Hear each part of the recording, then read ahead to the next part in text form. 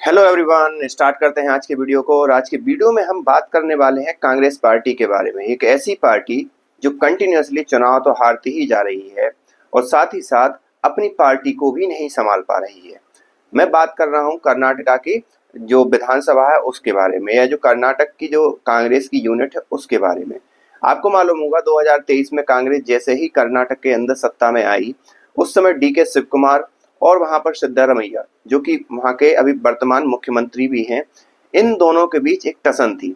इसको सोनिया गांधी, राहुल गांधी और मैं कहूं तो प्रियंका गांधी भी उसमें शामिल थी, लेकिन या प्रियंका वाड्रा कह लें, और शिव कुमार और सिद्धारमैया, इन पांचों लोगों के अलावा किसी को इस बात का पता नहीं है कि आखिरकार बात क्या हुई थी।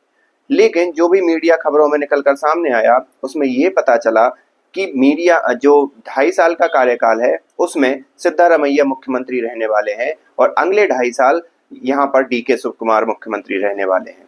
अगर हम बात करें सिद्धारमैया की तो वो भी एक बहुत ही जाने माने फिगर है कर्नाटका की राजनीति में, और चुनाव कैसे जीतना है, कैसे सोशलाइज्ड एक प्रकार से फॉर्मूला बैठाना है, किन को टिकट देना है, किन को नहीं देना है, वो बहुत अच्छी तरीके से जानते हैं।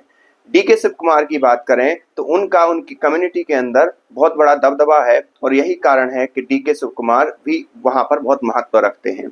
और डीके शिव कुमार की जो लॉयल्टी है वो भी गांधी परिवार के प्रति है, क्योंकि जब वर्तमान केंद्र सरकार में जो कई एजेंसियां हैं या अलग अलग एजेंसियों ने जब डीके शिव कुमार को जेल जाने के लिए बाध्य किया तो वो जेल गए, बजाय इसके कि वो केंद्र सरकार का या भारतीय जनता पार्टी का साथ देते।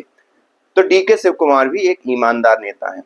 लेकिन 2.5 साल के बाद फिर जब डीके शिव कुमार को मुख्यमंत्री बनना था, जो कि वर्तमान में उप मुख्यमंत्री हैं, अब सिद्धारमैया वो पद छोड़ने को राजी नहीं है। और इससे ये चीजें निकलकर सामने आ रही हैं कि अगले चुनाव में इसका नुकसान कांग्रेस पार्टी को उठाना पड़ सकता है। अब यहाँ पर कांग्रेस आला कमान, जिसने पहले मध्यस्थता की थी जब चुनाव जीते थे वो कर्नाटका के अंदर, उसे अभी भी मध्यस्थता करनी चाहिए और एक पूरे के पूरे सिस्टम को सस्टेन करना चाहिए और अपनी पार्टी को बचाना चाहिए कर्नाटका के अंदर। और अगर यही नहीं होता है तो वो जो वर्तमान कांग्रेस के अध्यक्ष हैं खड़गे साहब, मल्लिकार्जुन खड़गे साहब, वो भी कर्नाटका से है आते हैं, उनको भी अगर मुख्यमंत्री बना दिया जाए तो इस प्रकार की टसन का कोई महत्व ही नहीं रह जाएगा।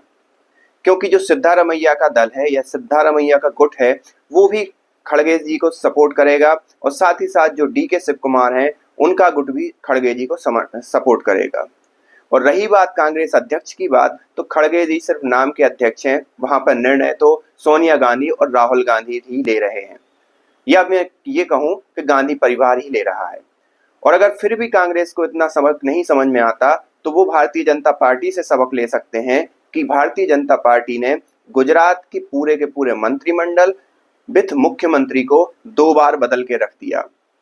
और यही भारतीय जनता पार्टी ने अलग अलग राज्यों में कर दी है कि अगर भारतीय जनता पार्टी ने कह दिया कि इस नेता को यहाँ से इस्तीफा देना है तो वो नेता उस चीज के लिए इस्तीफा देता है।